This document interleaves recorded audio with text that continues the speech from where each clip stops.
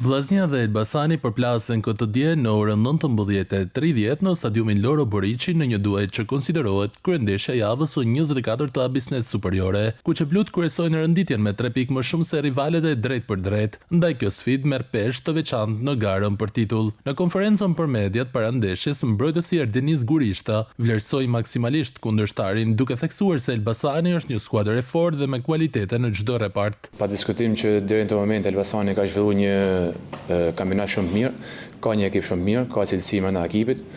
Duhet të harrojmë që ka një trajner shumë të mirë, që po mundohet me marrë më të mirën ekipit të tij. Por gjithsesi ne vlerësojmë Elbasanin, ashtu dhe gjitha ekipet tjera.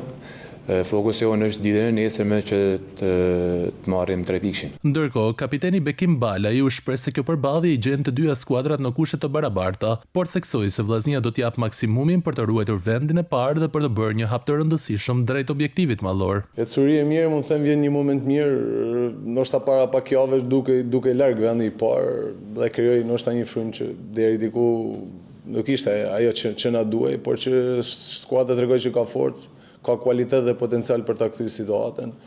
Mendoj që ky grup djemsh që mas janarit, mund them atë ecuri që bëme, tregoj që realisht kjo skuadër që ka shumë cilësi brenda dhe pretendimet janë maksimale. Gjithë fokusi mund të them është ndeshja.